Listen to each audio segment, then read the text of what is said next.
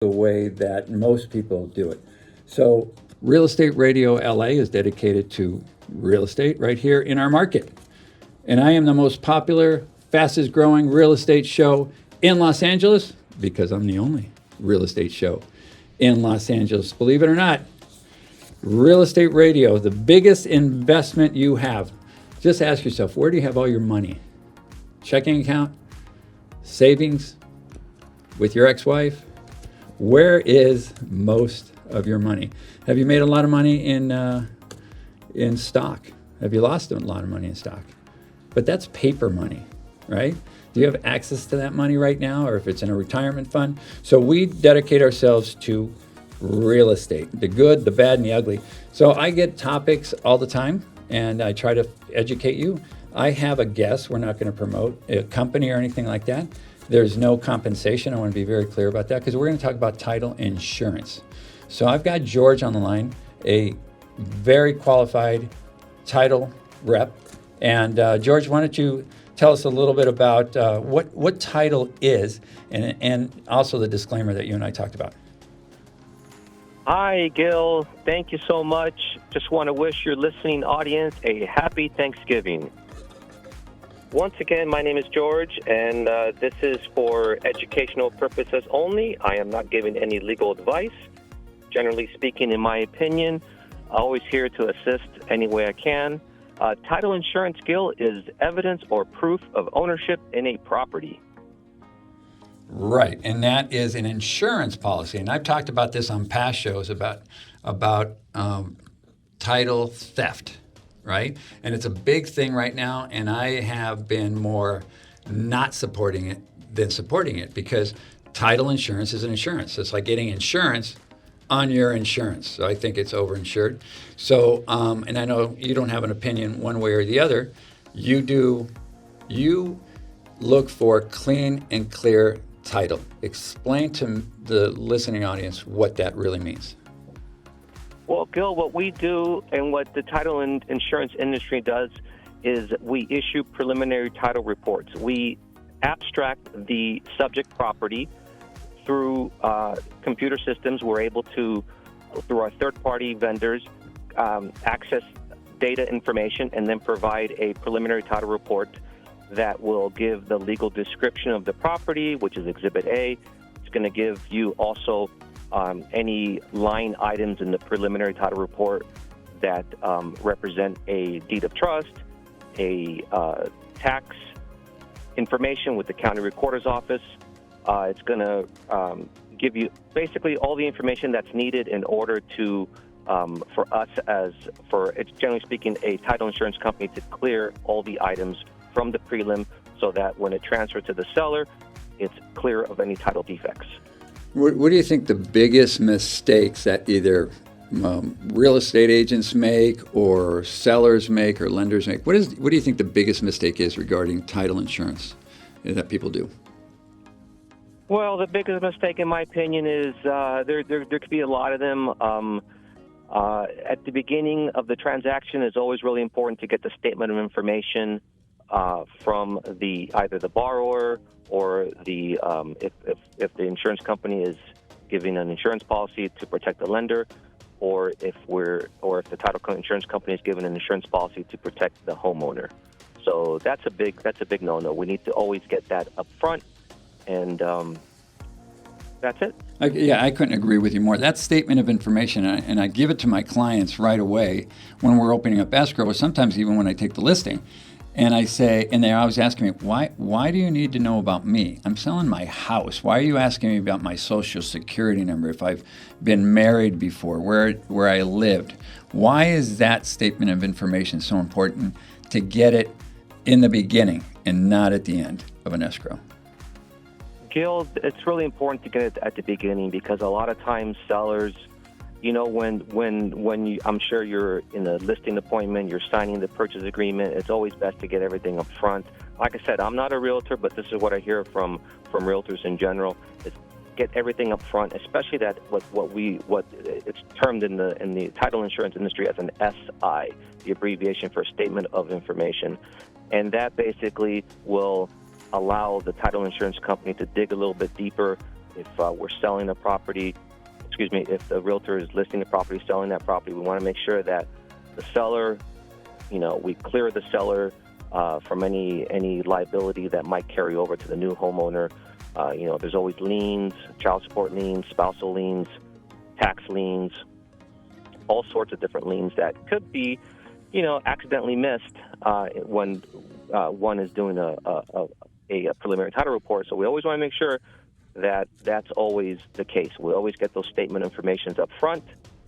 Super, super important, and it's going to close your transaction on time is the plan. We just don't want any last-minute items to pop up to delay any type of closures. And it happens all the time, because it could be a lawsuit that you didn't even remember, small claims court 10 years ago, or and this happens a lot too, is a very popular name, right? Could be Hispanic, could be Asian, could be whatever. It could be, John Smith. And they're a lawyer attached John Smith to all the John Smiths you can find and attached it to your house. And imagine finding that out at the last minute. Happens all the time. And that's why it's so important to have it up front so you can clear it, right? So you can show that you are not that person, or that lien doesn't belong to you, or if it does, it has to be cleared. Correct? That's right. It has to be cleared. Living in Los Angeles, it's a huge population, and we always make sure that we get those statement informations up front, especially if it's a very common surname, very common first name, and we always ask for the middle initial as well. If that individual has been married before, we always ask for maiden names, or if they're in a divorce, we always ask for the names of the spouses. We want to make sure, as a title company always wants to make sure that when the purpose of the statement of information is to clear the seller, so that when the transfer of title is done from one party to the next, from the seller to the new homeowner, that it's cleared of any title defects, and that's what ties in with the preliminary title report.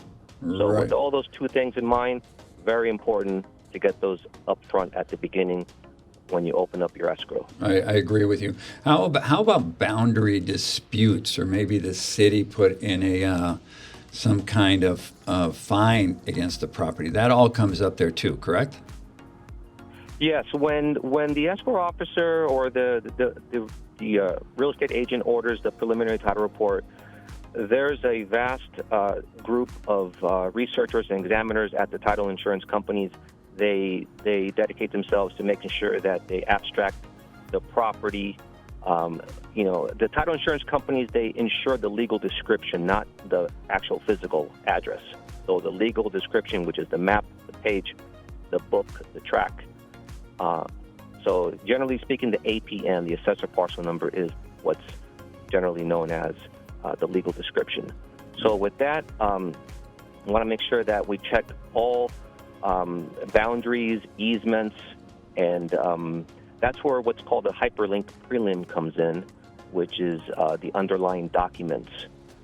Those are more in-depth search documents that the title insurance company uses in order to prepare that insurance policy preliminary title report, so that we protect, once again, the new homeowner. And also we want to make sure that there's no easements, and that's always a big fear. So we want to make sure that the subject lines are always okay. Yeah, but who actually, and I get this call all the time when somebody says, I think my neighbor's encroaching on my property, and they've done, and it could have been done 30, 40 years ago, where they built a brick wall, and it's 5 feet on my property, right? What would a seller, either a new buyer or a seller, not necessarily go through you, who would actually measure the property if that was needed? I'm sorry, Gil, excuse me. The homeowner would have to order a inspector or some sort of surveyor to come in and measure the lot lines and make sure that they're within, the actual parameters. And who would pay for that? Is that something that's done in escrow? And is that buyer beware when you're inspecting the property, the house inspection? And because it doesn't happen a lot. I just don't get a lot of buyers, measuring the lot lines. Is that something that is paid for through title, or is it something that's paid for by the individual themselves? Generally speaking, like I said, I haven't really had too many of those situations on my end.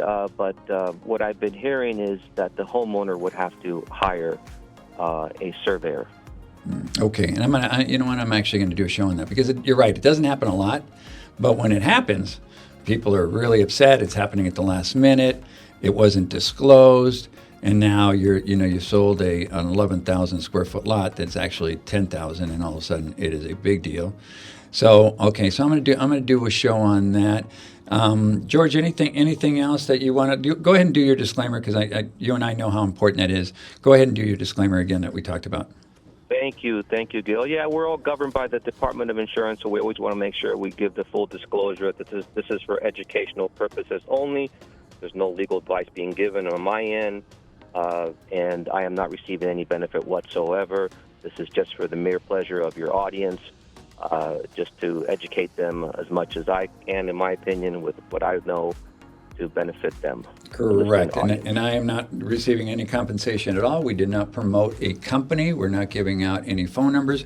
Any questions regarding title or anything like that, please go through me, Gil.Azcarate, 818-632-8006, or you can go to my website, realestateradiolaA.com.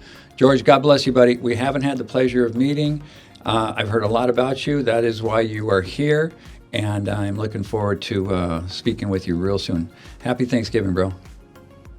Thank you, Gil. God bless you, too. Happy Thanksgiving. Happy Thanksgiving to all the listeners. Can you still say, hey, JJ, can you still say God bless you in this country? Yeah. You still can. Go right ahead and say it again. God bless America, and God bless you. Thank you, George. Thank you. Talk to you soon. God bless America. God bless you. Bye-bye. Amen. Thank you. So we're going to take a little break right now. Again, this is Gil.Azcarate with Real Estate Radio LA. Please go to my website at www.realestateradiolaA.com, and we'll be back right after this.